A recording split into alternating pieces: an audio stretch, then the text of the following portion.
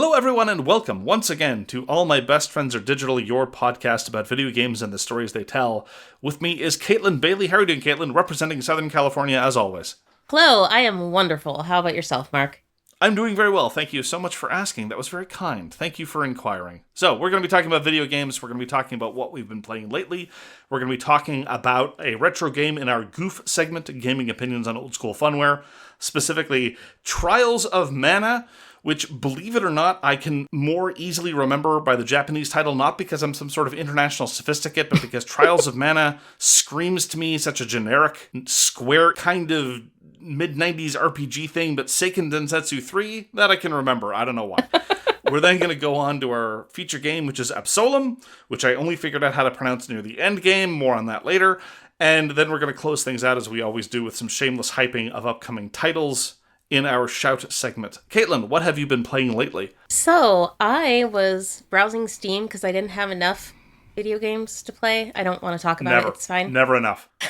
And I came across another hidden object game with overwhelmingly positive reviews called Hidden Folks.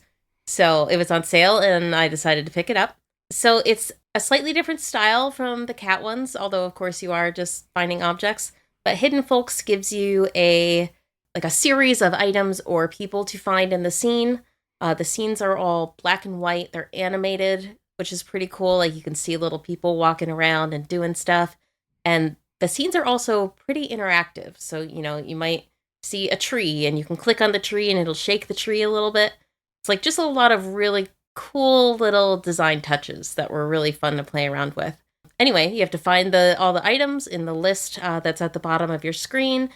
And sometimes they're just there hanging out and you click on them and you're done. Other times you might have to dig up a mound of dirt to find something that was buried underground.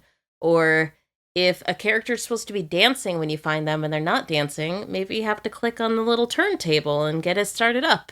Or plug it in or whatever to play some music so the little guy can dance, and then you can click on them. So it's cute. A little bit of very light kind of problem solving to figure out, how to get people to be doing certain things. And then that's like the main kind of stage. There's also another kind of stage that they have significantly fewer of, but I think there's one for each area where you have to sometimes clear a path for something. The very first one is, hey, help the car get, through this busy street. And you have to do things like, move something out of the way that somebody left, click on an animal to get it out of the road, and then the car will just, follow this path and eventually get to the end. It's been very fun. It's actually quite a bit longer also than some of the other hidden object games I've played. I'm probably 4 hours into it, and I think I have 1 or 2 more things left. And by things, I mean areas that have 3 to 5 stages within them. But it's been really fun. So, Hidden Folks. Okay. No, as per usual, we do not believe in judgment here in All My Best Friends Are Digital. You should play what you like, and you should like what you like, and you should own it, and not ever be made to feel less than for the thing that you like. Except Neon Genesis Evangelion. We reserve a special exception for that. But the hidden cat games and the hidden capybara games seemed mostly like the sort of distraction-based avenues for enthusiasts of various cute animals. Is that a fair characterization? Yeah, I think so. They didn't seem to be... They seemed more like a venue for the art. More so than really trying to flex the bounds of a particular genre or structure. Which is, again, fine.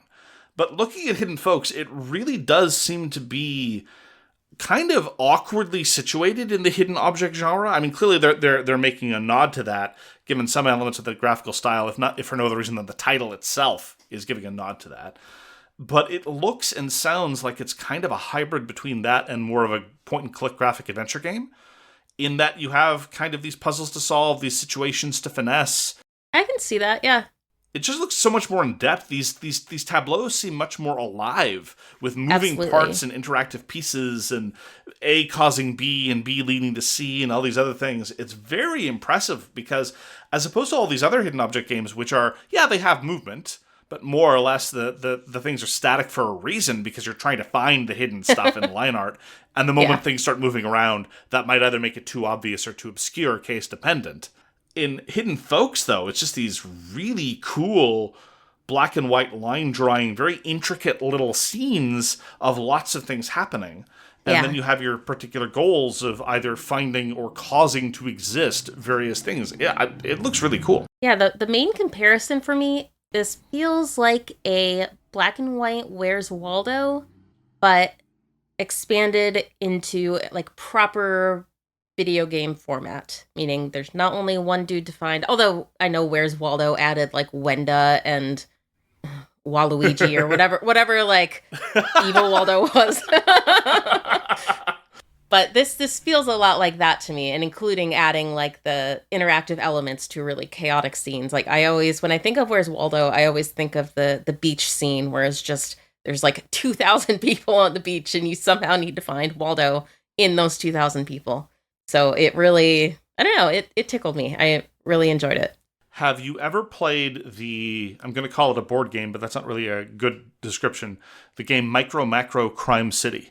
We, in fact, played that together. You brought it with you to visit. It was a number of years ago at this point, but I loved it. It was super fun. We ended up buying our own copy. Because the Micro Macro games are very similarly sort of a Where's Waldo with a narrative attached. Yeah. And you have to kind of find the clues and explain what happened and figure out who did what to whom and why. And the art style on top of that reminds me of Hidden Folk in that it is a stylized cartoony. It's a different form of stylization, but nonetheless a stylized cartoony black and white line drawing style. Yeah. And I look at Hidden Folks and it immediately calls to mind Micro Macro. Yeah, that's also a really good call out. Yeah. Hidden Folks looks really interesting. That is very cool. And on top of that, there are levels that sound, again, very, very far removed from the source material inspiration, which is kind of neat. I like it when established genres are played with and poked at and kind of try new things within these structures, while, again, nonetheless being able to appreciate just yet another instantiation of that thing that you like. That's fine, too. What have you been playing lately, Mark? I've been playing Lost Eidolons Veil of the Witch. So I talked about this in an earlier shout, and indeed last month I talked about the original game in the series, Lost Eidolons. Lost Eidolons was a relatively plodding, relatively visually unappealing tactical RPG, but I'm very much in a tactical RPG kind of mood the past few weeks. I've been continuing to experiment with various fan mods and fan hacks of Fire Emblem games, and enjoying those a great deal. And I liked some of the gameplay contrivances of Lost Eidolons, but the pacing was off and the characters were very bland and, as I say, visually unappealing. And when I played the demo of Lost Eidolons Veil of the Witch, which takes some aspects of the combat engine and puts it into a roguelike format, I was very, very pleased. And on top of that, I liked the characters a lot better. Instead of Unreal Engine 3-ish looking characters all wearing identical sort of armor standing around delivering their lines, there were these hand-drawn portraits and full-body drawings of the characters, and they just looked more visually appealing. I liked the characters. They were charismatic, and I kind of wanted to see what happened to them. Now, I can report, having played the full game, this is the kind of thing that I was so enthusiastic after the demo. I bought it on release day, was very, very keen, waiting for the release of it, and I've been playing rather a lot of it. Now, it has not lived up to my expectations. The demo made me extraordinarily excited, and I can say that Lost Eidolons Veil of the Witch has been very satisfying for me, but it has not been as good as I hoped. So one of the ways in which I'll just emphasize right away, the characters haven't really developed past the initial impressions. These are very shallow presentations, very shallow representations. I was hoping for a little bit, not entirely unlike Fire Emblem or a lot of other tactical RPGs. As the support levels grow, we find out that they're not just the superficial, bland stock archetype, but they've been elaborated on at least a little bit, so I can be enthusiastic about them on more than just a visual level. That hasn't really materialized. They're more or less the same one note that they present as, and so unlike a lot of those Fire Emblem games, I'm not super jazzed about the cast, but nonetheless, they are appealingly done. They just haven't developed very much, and so rather than substance, I'm going to have to deal with the superficiality of it all.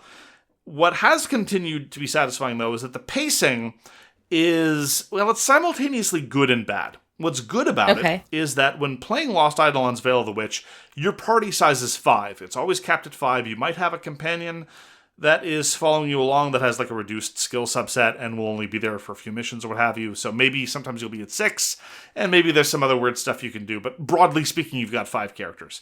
And that means that the battles are tight in scope. This is not going to be a half-hour long Fire Emblem map with 50 enemies, and you get your 20 people and you're just moving them up to the front. These are smaller maps, smaller enemy counts, smaller character counts, and in a roguelite structure, that's good. You need to keep the pacing up when you want to do these things. And consequently, because I think in part of the smaller scope, this has given them freedom to do some mildly creative stuff with the battles themselves and the victory conditions. So, for example, there is one where midway through the battle, you get ambushed by another wave of enemies, and you have the choice of either trying to fight them all off or to escape the northern edge of the map, which is on the other side of a river. Or there is a mission where you start off with the enemy unawares, and then they get ambushed by a big monster, which is mostly keen on killing them. And whichever group survives, either that wing of the enemies or the monster itself, you have to kill them, but it buys you some time. A number of things like this. Now, having gone through a number of runs, I have seen these structures repeat themselves, but nonetheless, it gives it just enough variety so I don't just feel like this is just another grid map where I need to murder everything on the map. And on top of that, as you level up various roguelite stats, there might be more treasure chests in inopportune locations, so you have to figure out, does this character need to stand and fight, or can I send them off to go open the chest, etc., etc. It's better than nothing, and frankly, it is more successful than a lot of attempts that I've seen, even in Fire Emblem maps and other games of that ilk, to be like, this scenario is a little bit different. Lost Eidolons, Veil of the Witch does a pretty good job of varying that. That having been said, the tempo isn't all a winner because the overall length of a run is a little bit too long. A run is going to last you about 3-ish hours. If you're going to go reasonably far, a little bit longer if you're going to go the distance, a little bit less if you only go through Act 1. I would prefer if they'd found a way to make the runs a little bit shorter, a little bit tighter, but it is what it is. Presumably you can save between battles at least? Yes. Now, that actually raises a good point. You cannot save mid-battle, though. The save system is obnoxious. There's only the autosave. You can't manually save at all. And it autosaves the instant you start an encounter in the roguelite structure. So, for example, a number of times I made this mistake. You show up and you're in the process in traditional roguelite structure of choosing what next encounter to do. You might have some information about whether or not it involves a fight, what kind of rewards you're apt to get from that encounter, and there might be someone at the particular crossroads you're at that has some dialogue options. Okay, so you talk to the person, you then look at the options and figure, oh, okay, I'm not ready to start the next combat encounter, I'm going to stop here. And then you reload. All the dialogue that you had with the person at the crossroads has not and will not be saved. It all starts from the instant you arrive at crossroads, and so that is the only way to do it. Furthermore, there is no way to pause in the middle of a fight. They're not super long, but some of them are upward, 15 minutes or so, which is not, again, by the standards of tactical RPGs, that's very brief. I would like to be able to save in the middle, though. They say this is to prevent save scumming. Sure, I can respect that. There are ways to prevent that, though. For example, the Fire Emblem games themselves, they prevented save scumming by sort of caching the random results. The next N instances of random results were kind of fixed at the moment of saving, and so it doesn't matter how many times you reloaded. If you're going to miss that attack, you're still going to miss the attack. Or if you're going to get critted, you're still going to get critted, regardless of how many times you try it over and over. There are ways around it, long story short, that are more user-friendly than preventing you from being able to do this. Yeah, and plus, honestly, if you want to spend your time getting hit and reloading and getting hit and reloading, fine. You know what? Go for it. Yeah, that's a good point. You don't need to sort of try to backdoor anti-cheat with anti-user-friendly interface. So all told, the pacing is a mixed bag. The characterization is a mixed bag. The plot is nothing to write home about. But I do really appreciate the roguelite structure as applied to quick, sometimes mildly clever tactical engagements. I was just playing just before the recording, actually, and experiencing a little bit of nervousness because it was the boss encounter of Act 1, and I was worried, am I going to finish this in time? Oh no, I can't save in the middle. What am I going to... So again, this is one of the downsides of the overall presentation. I do know what an Eidolon is. in the context of this universe. Oh, you do? Now, though. Yeah. So originally, Eidolon is a term in Greek tragedy. It refers to human-formed spirit. But in the context of this Korean-developed video game, it basically just means a god. You could you could have called it Lost Gods. That would have been fine. But they wanted to name it something fancy, whatever, Lost Eidolons. So I don't know how much longer I've got in me with Lost Eidolons Veil of the Witch. What's currently getting me through is that I am unlocking the other characters.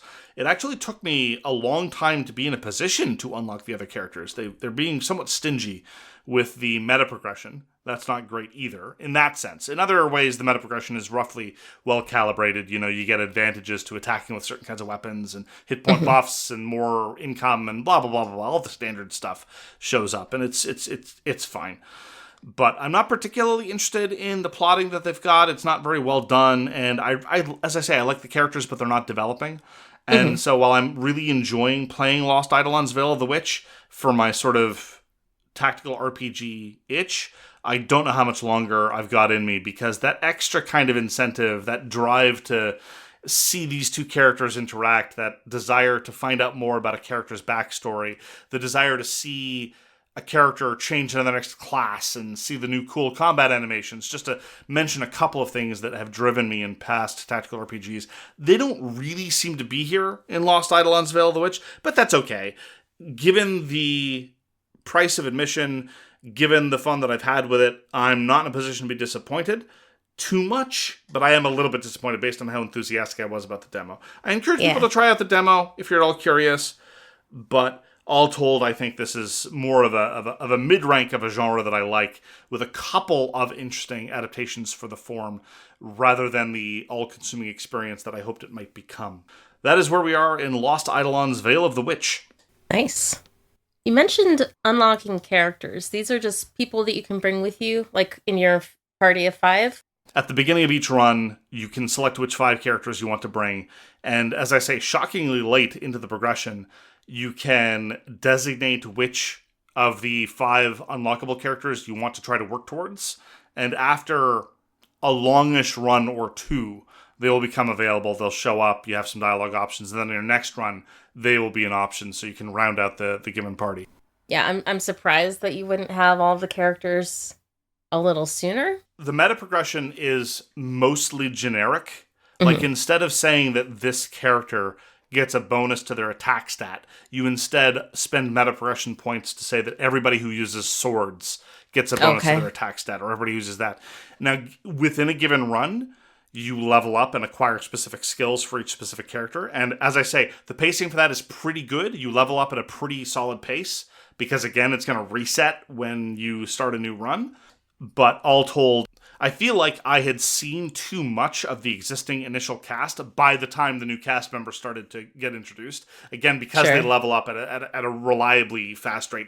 I don't know what the solution to that is. Having them level up more slowly wouldn't work. That wouldn't be satisfying. I think it was just they need to start bringing in the other characters sooner. Again, especially given how superficial a lot of the writing and plotting and characterization is. Yeah, that makes sense. So that is Lost Eidolons Veil of the Witch.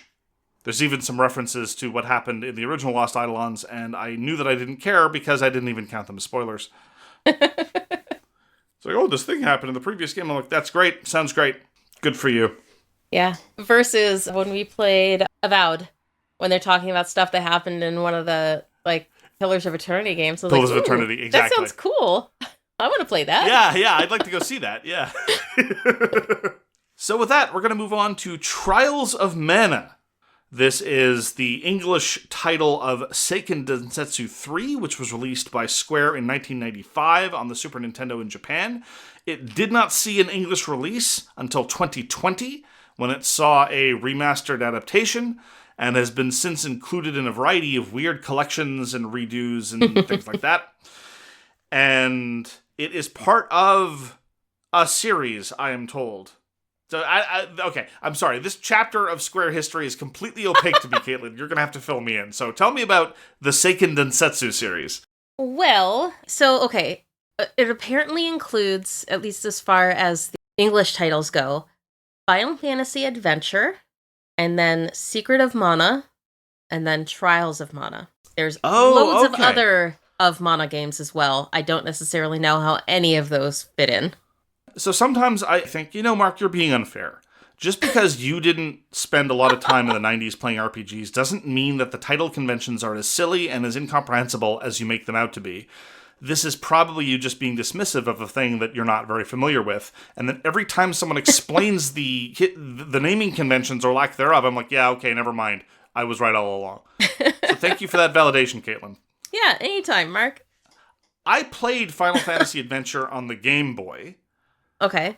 I think I did too, but I have no recollection. Yeah, I don't know why I picked it up. I don't know why I played it. I remember it being kind of weird and kind of boring even at the time. But again, sort of grinding party-based battles is a whole thing.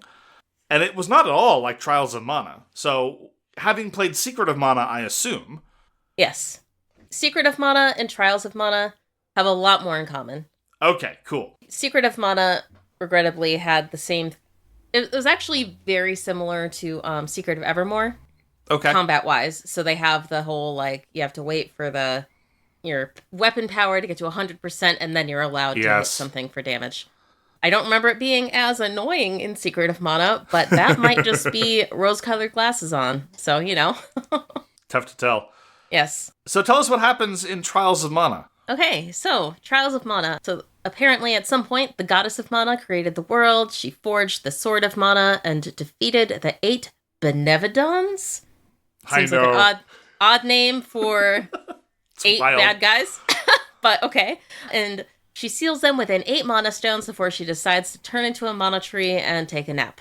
And then many years later, when Trials of Mana is taking place, mana is beginning to fade in the world, and there are people who are plotting to unleash the Benevodons in order to gain power.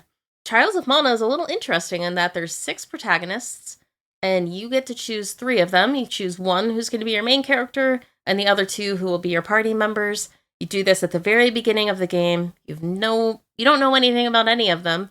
Apparently, some of them have stories that work together a little bit better than others, but I just picked the 3 girls because I wanted a girl party. So that's what I did.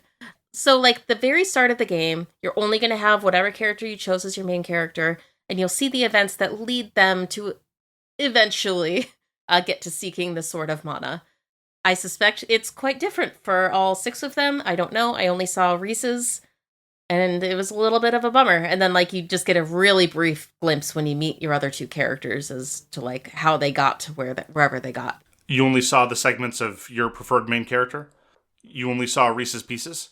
Yes, I only saw Reese's Pieces. You walked straight into that, Caitlin. I really did. Thanks, Mark. I found it a little disorienting, even for a 90s SNES title, to be given nothing to go on for which characters you're picking. All you see are their portraits, and that's it. Not even a superficial description of, job title, favorite color, blood type, whatever. It was kind of weird. I'm already on a hair trigger to run into GameFAQs when playing games of this type. Yeah. And just seeing the character select screen, I was like, oh my goodness, this is a lot of commitment on no information. Seriously. I powered through, though, and just picked the interesting ones, or the ones that I thought would look interesting. I was mostly okay with my selections. Yeah. Yeah, the one selection that I regret the most is Charlotte, the little girl, who speaks like this. And she does. She speaks in baby talk. It's too much. She really does. It is too much. 100%. Every time she talks, I'm just like, oh my god, Charlotte, please shut up. So, So, did you play the fan translation like I did? It turns out that I owned Collection of Mana on the Switch. So I ended up playing that. That's still the SNES or Famicom version of Trials of Mana, but it is translated by presumably Square Enix people. I played the unofficial fan translation of the Super Famicom cartridge. Interesting that both the amateur and the professional translation had the same verbal tics that drove us up the wall. That's a good point. So the roster's pretty cool, even though you don't really have much to go on. And Yeah. the fact that you can do this sort of... The intent, I think, was to play through the game multiple times, because by the standards of mid-90s JRPGs, Trials of Mana isn't particularly long. I get the impression. I didn't beat it. My enthusiasm... I feel very conflicted about Trials of Mana. For everything it does really well, I think it does a couple of other things that kind of get under my skin, but can be understood in the context of the genre. I think it's worth mentioning straight from the top that this is possibly the best looking Super Nintendo game I've ever seen. It looks really cool. The characters are really well drawn. They're animated super well. The backgrounds are great. They're lush with detail. The grass and the flowers sway in the imagined wind. And it's just extraordinarily well done. They even have cute little sleeping animations. They don't just like walk into the bed and you just see their side view. Like they actually look like they're kind of, they got their arms under their head for a pillow, and it's kind of cute. They take off their shoes before getting into the bed, and they leave their shoes off to the side, and then they crawl. Yeah, just seeing the characters move around, it really made me wish that Chrono Trigger had been done in this visual style. Because, I'm still going through Chrono Trigger for what it's worth, and it looks great, don't get me wrong, but the characters just aren't rendered with the same care and attention and technical assets in Chrono Trigger as they were in Trials of Mana. Yeah. And given that the characters in Chrono Trigger I found, more satisfying in a lot of ways, even though Chrono is almost a silent protagonist, almost, I really would have liked the same kind of attention to detail and art assets. Yes. So the whole thing about the narrative, so you pick 3 characters, and it's weird. I was very keen on the fact that you got to see a different main character and a different start to the game. And my enthusiasm for that diminished considerably once I met my 2 other companions, because it's presented in this very stilted way, where they basically just give you the previously on version of their starting chapter. It's a little bit like how Dragon Age Origins would talk up how, based on what character you take, you'll have a different starting chapter. And it's like, well, that's just it. It's just a starting chapter. There's this 1 to 2 hour gameplay chunk in Dragon Age Origins, and it's just different based on what character type you take. Okay. And then the rest of the game goes on the way that it does. In the context of Trials of Mana, it's even less time than that, more like an hour.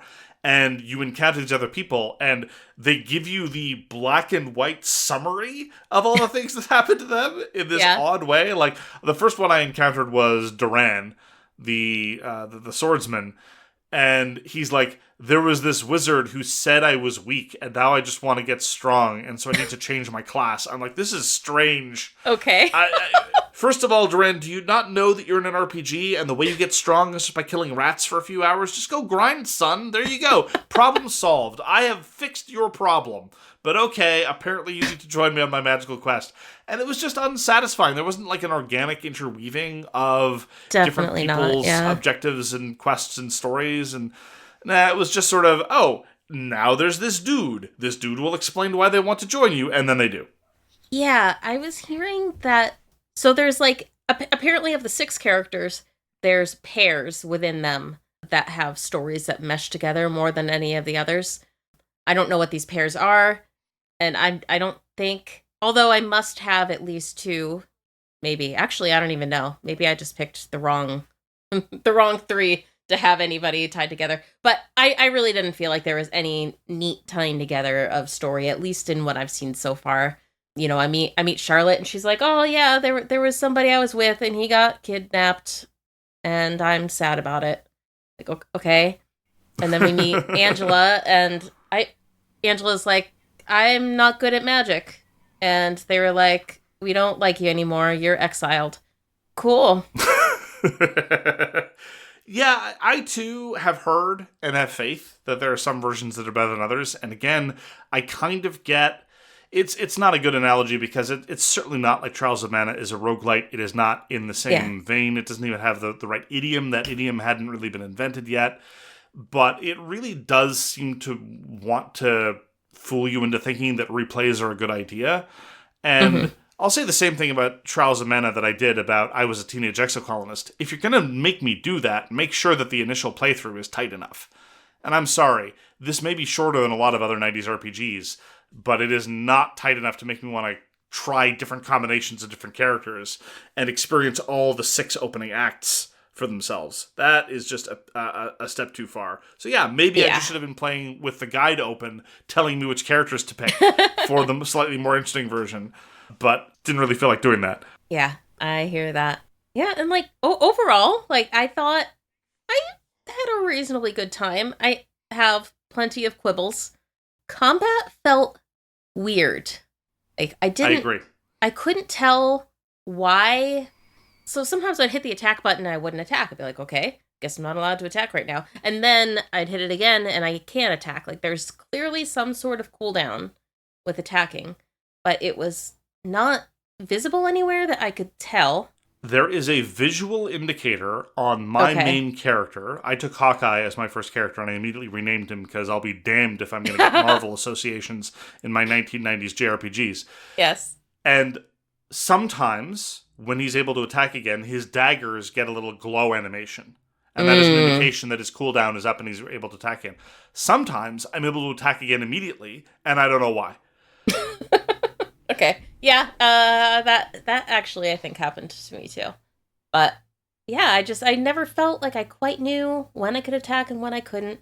I liked, being able to go between your light attacks that kind of build up your power bar and then doing the heavy attack. That was fine. I couldn't always tell if I was actually going to hit an enemy or not. Like the hit detection felt a little weird to me. But I really did like not having that, terribly long wait. I don't even know how long it is. I probably should have timed it one of those days. But, between 0 and 100% before I'm allowed to hit and actually deal damage with my weapon. I agree. I was actually kind of feeling the combat engine. I had minor quibbles I agreed about when the cooldown would reset, and I sometimes felt that the hit detection wasn't great. But, I've played lots of fighting games. I'm familiar with wonky hit detection.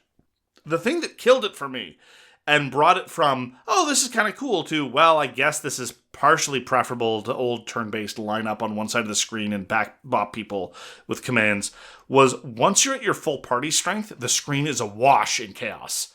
Yes. No numbers are popping up all over the place. I can't figure out where my character is, much less how to hit the enemy, and there's indicators flying every which way. At like 2 characters, it was okay.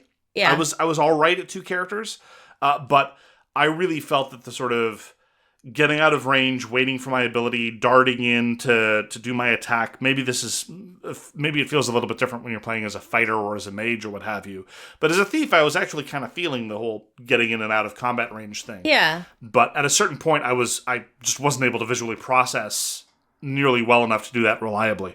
It was sort of funny. I played a probably not a boss fight, but like a mini boss fight just before joining here, and started with all 3 of my characters alive, and there were 2 enemies, and the enemies very quickly took out my other 2 characters, and I was only playing Charlotte, and the fight was way more fun with only Charlotte than it was with all 3 characters, because otherwise it's like, okay, I need to make sure that this character's casting their spell. Okay, and then for some reason I can't hit select to change to another character, so I have to wait for that to finish, I guess. I mean, you don't have to switch to that character in order to do that, but in the chaos, I was switching between characters to do different things, and it felt so much clunkier with 3 people having to like try to make sure that they were all doing stuff.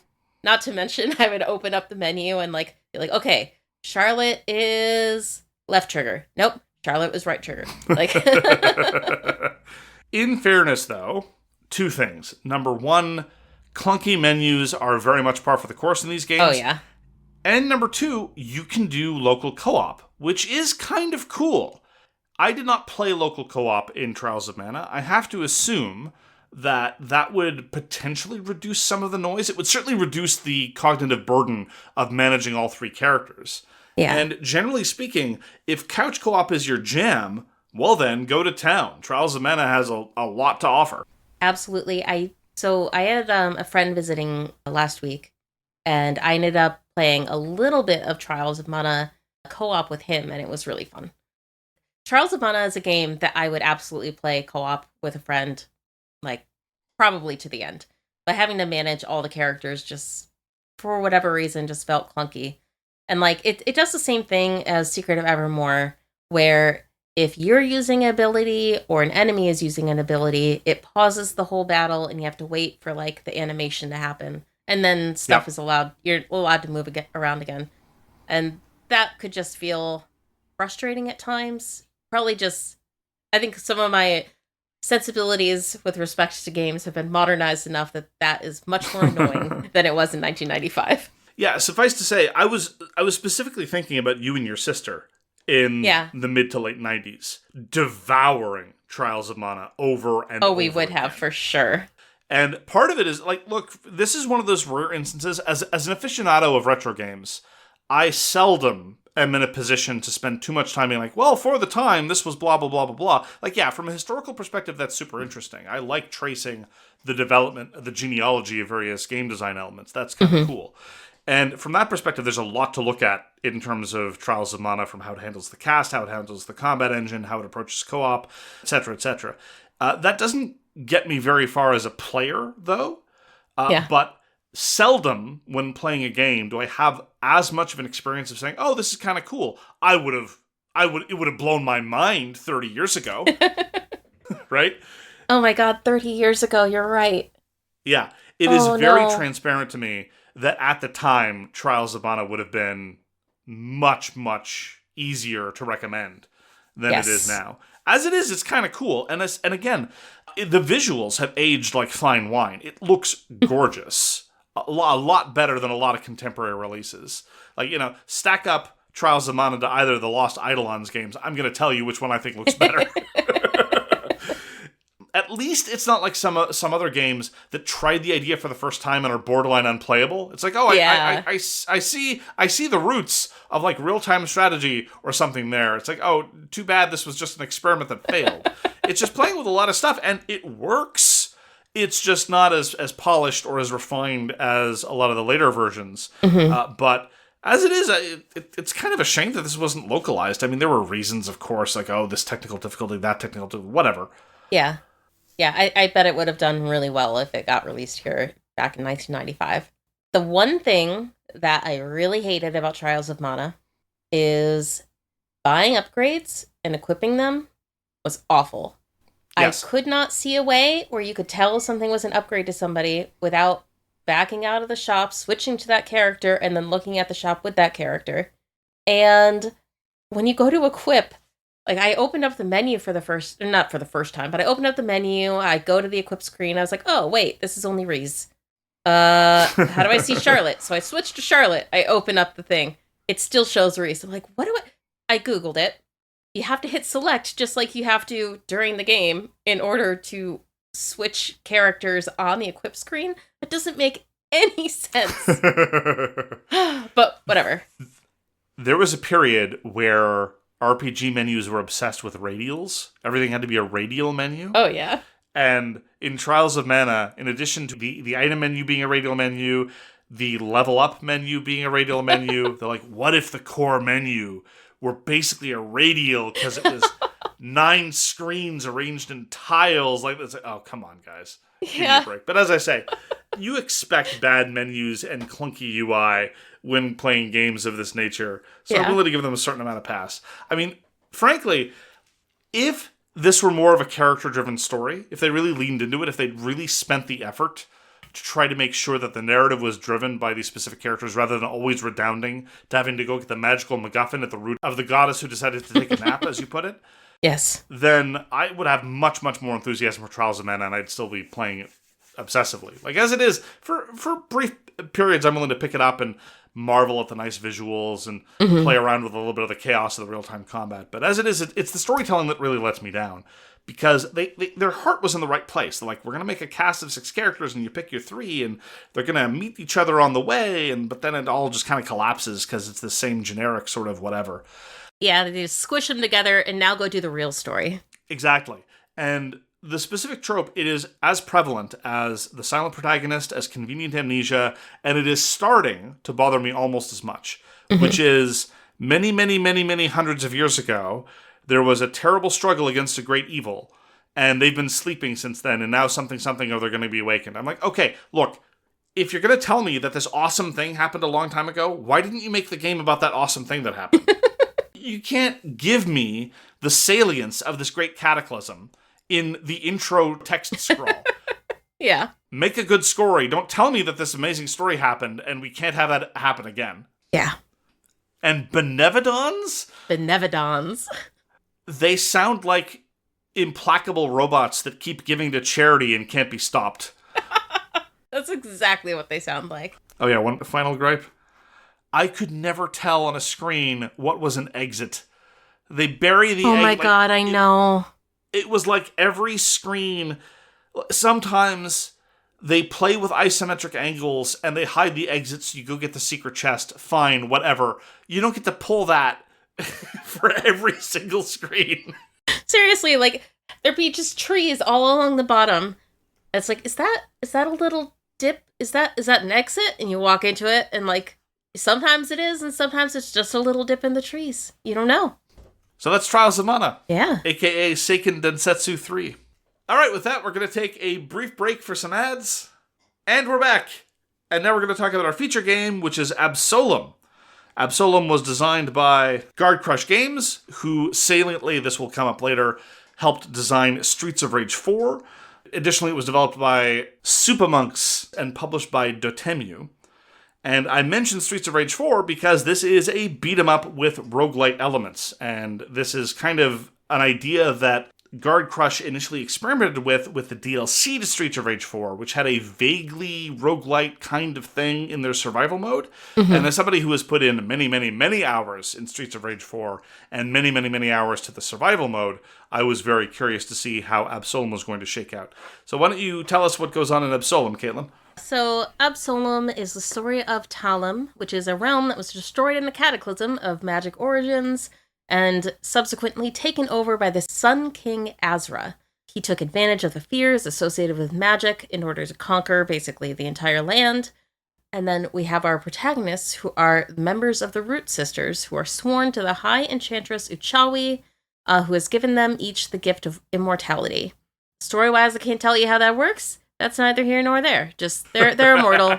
You know, they die, and then her hands come and cover you up, and then you're alive again. It's great. Don't ask questions, it's fine. Yeah, don't ask questions. So Galandra, Carl, Cider, and Brome all join up to fight against Azra and to try to bring an end to his domination over their realm.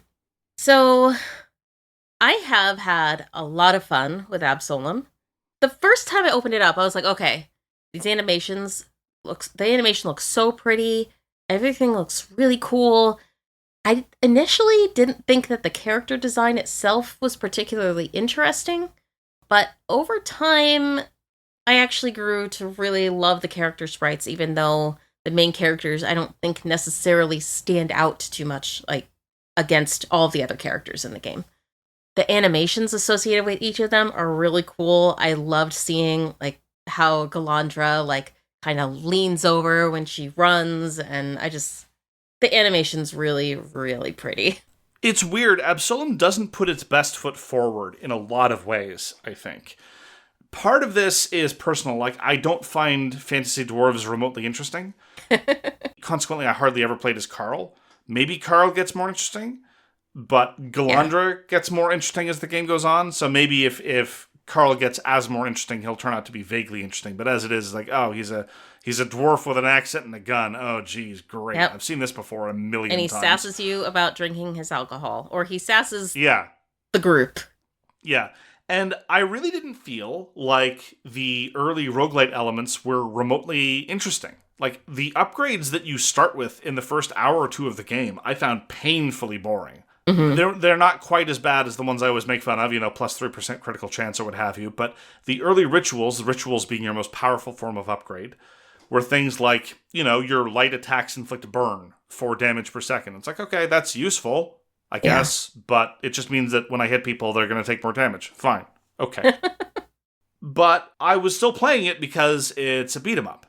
Yeah. And I enjoy beat-em-ups. And again, during the first hour or two, I thought, this combat engine doesn't seem as satisfying as the combat engine of Streets of Rage 4, which is not particularly complicated, but is very sophisticated and well honed.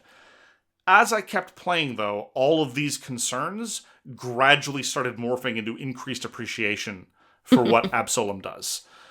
The nuances of the combat engine reveal themselves. You get access to new and different forms of ritual. The existing boring rituals start interacting with newer rituals in more interesting ways. And far too slowly, you get little bits of character information and world building. Like, for example, I also don't find fantasy elves very interesting either.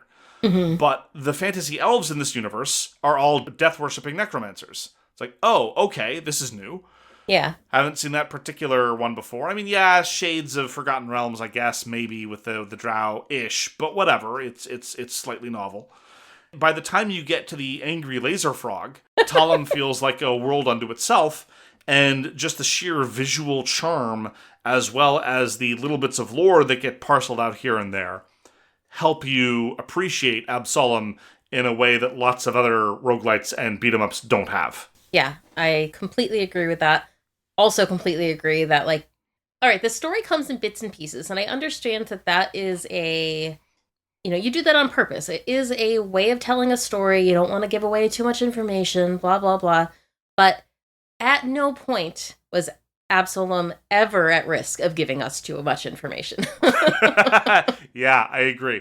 I would have appreciated a lore dump or two. That would have been nice. I completely agree. Like, even so, I mean, at the time that I finished my first run, which was quite a ways into the game. Absolum's pretty hard. Yeah, like I probably spent, okay, I don't exactly know how many hours, but probably 20-ish before I managed to beat my first run. And I still could not tell you anything about Galandra's backstory, other than the fact that she apparently is an elf. Is an elf, has a large sword. Yes. And she's really bitter about some stuff that happened that I don't know about. Not every game can be Hades. And let's not forget, Hades sort of revolutionized the roguelite genre for telling a good story. And Absolum isn't trying to be Hades, to its credit. But coming off of Hades, it was quite jarring to play Absolum and be like, there's a story here, there's a backstory, there's characterization here, there's lore bits, and you're not going to tell them to me. Okay? Yeah. I definitely think they could have felt a little bit more confident in their world building, and maybe every time you die, just sort of it's like, oh, just like a little bit of backstory of the character that just got killed, or of the character that killed them, or of the environment in which they died, or what have you. Really, I think would have helped you, especially during the early bits, where, as I said, the personality of the game takes a while to reveal itself. And Absolum is pretty hard. Like, even later on, even when you're buffed up and you've got meta progression bonuses and you've got lots of good upgrades, a couple of bad passes at a mook and they will maul you. It's not Dark Souls or anything, but you do have to be careful. Yeah, I mean, what was it? I think I was in one of the second areas, and I'm going forward, and there's a whole bunch of projectiles coming. I failed to block the first one, and I failed to dodge out of the way, so all of them hit me, and it took out like over a third of my health, and it's like, well, okay, this run is probably done now. I have similar experiences with the goblins. By the way, the goblins are adorable. Oh, they're so cute. I love them. There's so many animations that are glorious, and the goblins doing their war cry, I never get tired of. Yeah, beating their chest, and they look so enthusiastic. Yeah. Yes, but the helmeted goblins with shields. I have played, I've beaten Absolum, I've seen the credits, I've done the whole thing, and I've been playing beat-em-ups, and I've been enjoying beat-em-ups for a very long time. But even now, at the end game of Absolum, I encounter these enemies that you might encounter in the second scene, and I'm like, all right, Mark, you can do this. Yeah. Yep. It's a little embarrassing. But again, it emphasizes the extent to which there are different kinds of enemies that need to be addressed in different ways, and you don't have you can put it in the standard way. It's like you've got a light attack and a heavy attack, and that's about it. It's like, yeah, that's kind of true, but that's also really a lie. Like, that really undersells what's going on, because once you start adding in deflections and dodging and the difference between those two and triggering clashes and when you would want to do that and how the combo system works and when flow gets reset, blah, blah, blah, blah, blah, blah, blah, blah. Yeah. Absolum does a much better job of easing you into all of that stuff. If Absolum had been as good with the plot development as it was in terms of exposing you to the combat engine, I would have vastly fewer complaints about the pacing of Absolum, because it's a really good combat engine, presented really well. If I say at the first hour or two seemed a little too simplistic, but that was just them taking their time showing me what was going on. Have you yet encountered Brahm's children? Any of Angry Laser Frog's little frog I haven't, babies? which is heartbreaking because I really want to, because they sound like they're going to be adorable. They are the cutest thing ever in any beat 'em up I have ever seen. It is not even close. My heart used to belong to the goblins, but now it belongs to Angry Laser Frog's babies. Awesome. And the music's great too. I really like the music. That's true. I honestly hadn't paid too much attention to it, but I liked it. Yeah, like it felt really appropriate for each of like the areas that you're in. It was not ever jarring. Like it was nice. One of my frustrations with Absolum is, okay, so you get these rituals, and you'll get rituals that say that they are boosted by luck, for example. Or you'll get one that increases your fire ritual effects by 10%. It was never entirely clear to me what effect my luck stat, especially after getting other luck from like artifacts and stuff, what any of those were actually doing, because I couldn't tell if the numbers on my rituals were changing, or if I just have to look at that and then do the math in my head. What I really, really wanted was for something to say, this does, 10 damage plus X% or something, like give me some indication of how all of my stuff is working together. Don't make me have to do it by vibes. I agree. It needed a net indicator. All the numbers are gross. They don't indicate the net effect of anything. And luck is particularly guilty of that. Luck mostly implicates the proc chance of critical hits, but it also factors into a whole bunch of other gear and various stuff. To be fair to Absolum, luck is often underexplained or omitted entirely in terms of explanations of games with stats. It's like, oh, it's your luck stats. Like, is this secretly the most important one? Or is this the one I should ignore? Because that tends to be one of the two buckets that these games fall under. Yep. A very minor complaint. I have no idea why they decided to call the game Absolum. Because Absolum means nothing to you until you've beaten the game one time. Yep. Until then, it means literally nothing. It's not mentioned. You don't know what it is. It's not a thing. Like, come on, guys. This is weird. Like, your title should be good for, ideally, two audiences. One of them being people who might be inclined to buy the game. Another being people who are playing the game. Yes. You have made a title that is good for neither of those two people. It is somewhat strange. I don't have necessarily an alternative to suggest, but maybe one that has some relevance to either of those two groups of people. Because by the time you finished the game for the first time, even as a roguelite, you're already bought in, and the title is background noise at this point. Yeah, if you're like, oh, that's why it's named that. But not even a hint of lore leading up to that point. No, nothing. Nothing. Not a syllable. It's weird. I'm also a little bit tired of the voice actors. They're talented people, but by Hecate's glorious abs, I recognize these actors. Again, while we're talking about petty complaints. Yeah, it is getting to the point where I feel like I recognize not most voices in video games that I play nowadays, but I do recognize a lot. And it's like, surely there are more voice actors out there. And I'm not saying that I don't want obviously very talented people to get jobs. Just, there should be just a little more variety, maybe. Maybe just a little bit. I feel like in movies and television, there are actors that get overused. And then there's a period where maybe it's hard for them personally financially, but then they're not oversaturated, and then they kind of ebbs and flows. Mm-hmm. Like Chris Pratt was hired for everything a few years ago. And then it was like, could we dial it down, please?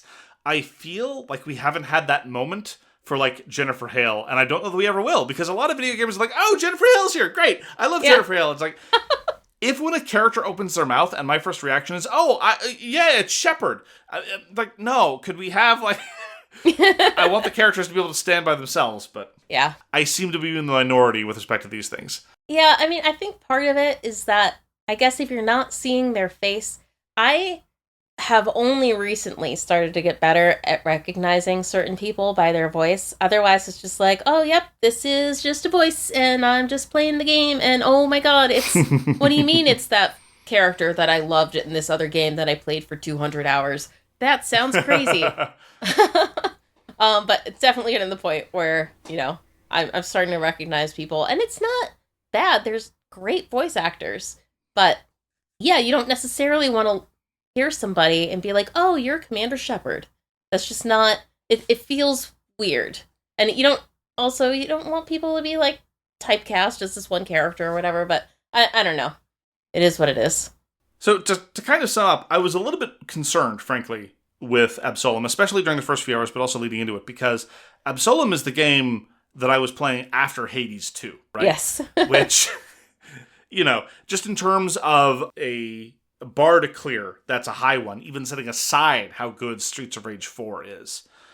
And once I got past the first couple of hours, Absolum had me hook, line, and sinker. Mm-hmm. Just the moment it started really leaning into its strengths, I had a little bit of sense of the world, and I had a little bit of sense of the combat engine and how clever and novel it is in a lot of ways. And I've just been absolutely adoring Absolum. I have seen the credits. I'm still playing Absolum. I think it's good solo. It's good co-op. We've played it co-op. It's harder co-op, but that is to be expected. And I think it's a fabulous success. And I am really, really happy that ever since, I think the big turning point was probably Shredder's Revenge, in terms of the glorious return of beat-em-ups as an established video game genre. I'm very, very happy. And as a huge, huge fan of Golden Axe, I even appreciate that you get to ride little animals in Absolum. Oh, yes, that made me so happy. I was like, oh, Golden Axe vibes. One of the other things that I really loved about Absolum was the map and exploration. I thought it was super cool how, the very first time you go through kind of the Act 1 area or whatever you want to call it, it's just, you start at point A, you get to point B, it's pretty much a straight line, great. But you can make choices, and they branch, and sometimes they branch in really obvious ways, like you can see, oh, I can either go up or down. Other times, they branch in less obvious ways, where there's a hidden path that you can take that'll bring you a different direction. And I really like how it lets you mix things up, especially for the first area that you're going to go through for every single run. It's real nice to be able to take different paths, get to see different things. Often there will be story beats that require you to go to a certain area so that you can, it forces you to see something new, basically. And the enemies in each area will be a little different. So, that also gives you a little bit more choice. Like, I just think that the map was wonderful. Like, super cool. Loved the feeling of exploration going through each area. It is similar to, but even better than, what they did in Rogue Prince of Persia, where there are these kinds of meta progression quests where you need to go to certain places to do certain things. There's more map variety in Absolum and greater enemy variety than even in Rogue Prince of Persia, and branching paths and going to different areas has been a mainstay of your better beat 'em up for a very long time. Mm-hmm. So I'm glad they did that in Absolum as well. So Mark briefly brought up multiplayer, 2-player. And it's super fun. I love that you can play with another person. It is definitely more difficult because there's just so much more going on. And more enemies, and they have more hit points. Yes. It was pretty funny comparing a failed run that Mark and I did to a successful run that I did solo afterward. I did less damage than in our 2-player run. And Mark and I had done similar amounts of damage. It's not like there was a big gap there. No, I was holding you back. Just say what you mean, Caitlin. No, it's just like, man, they have so much more health. I was an angry frog millstone around your neck. But that was actually also the first time that I made it to the first mini boss with a boar.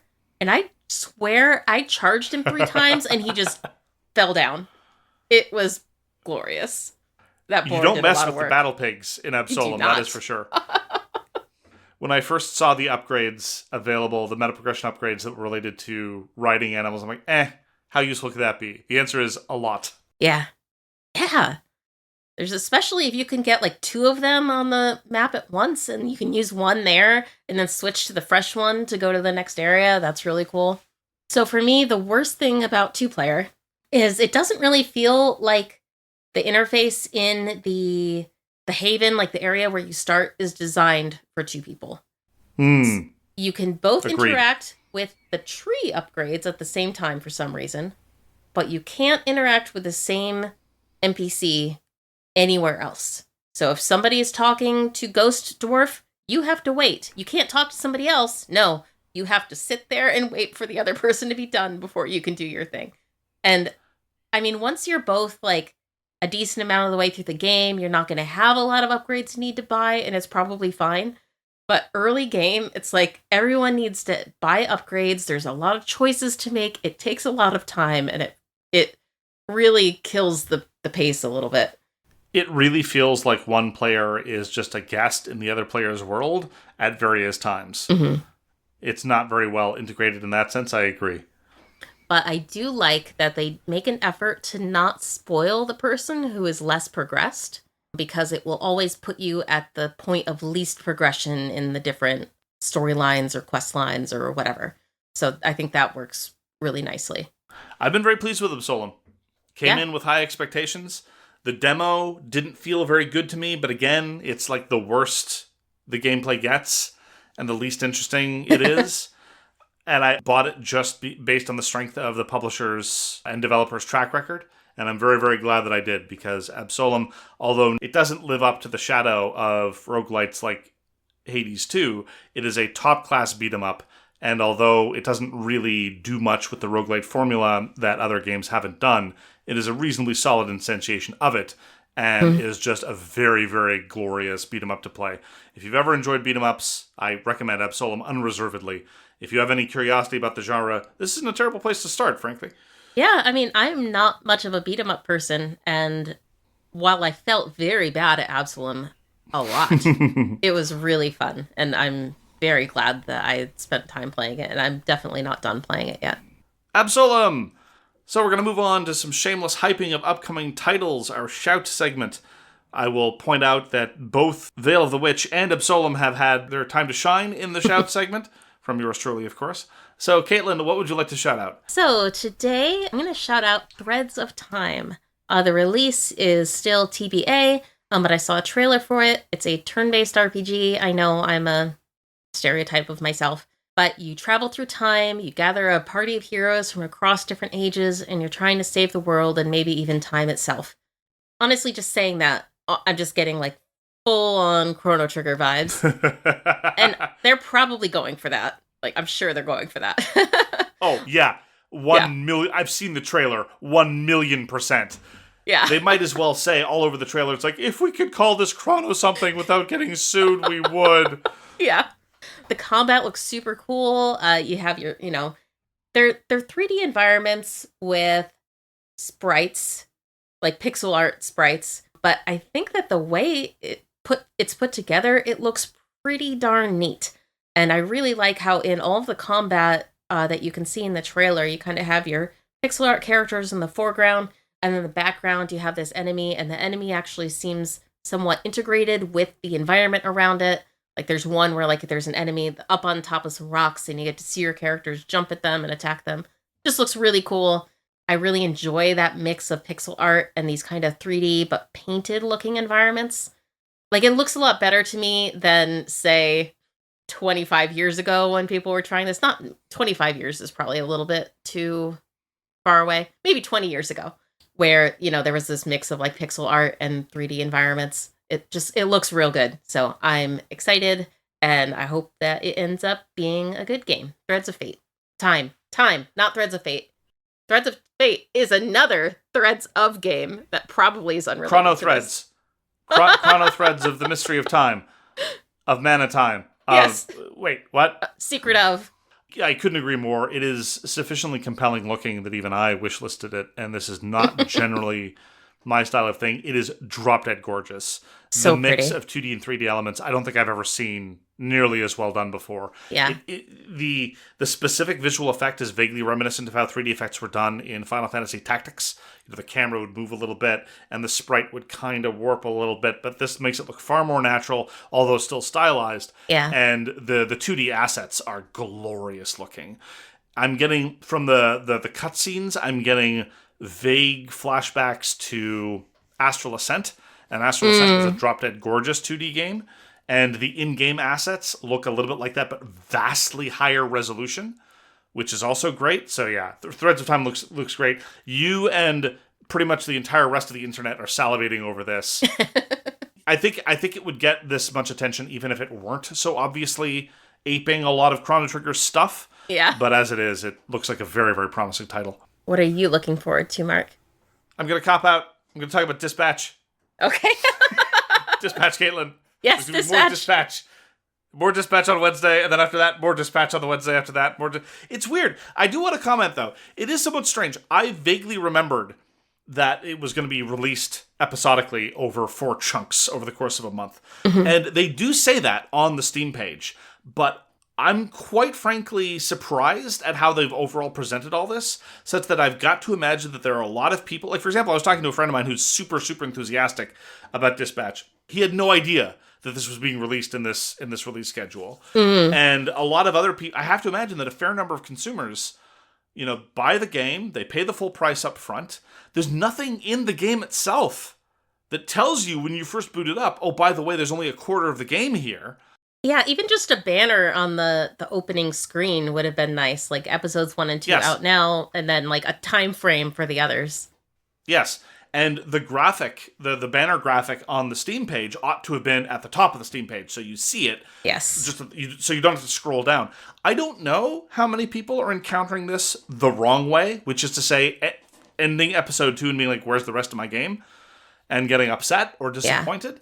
But I have to imagine that number is not 0, and I have to imagine that there are things that AdHoc could have done to reduce that number. As it is, I was somewhat surprised at how it was presented.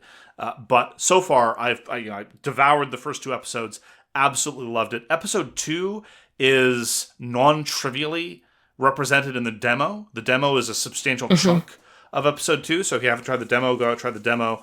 It's really, really good. And Caitlin and I are going to be releasing Patreon-only episodes week by week of our reflections on Dispatch, because I have very strong thoughts and feelings, and I wish to vent them onto the internet for our dear digital best friends online. Yeah, man, I feel mixed about the weekly episode release. I think it's very cool that it kind of forces. So, okay, I'm the person who I went to a Witcher 3 concert Wednesday night for like the 10-year Witcher 3 anniversary. I know. Nerd. And then I got home and I was like, oh man, Dispatch came out. I have to play it. If all 8 episodes had been out, I might not have slept. So, as it is, I went to bed at like 1 a.m.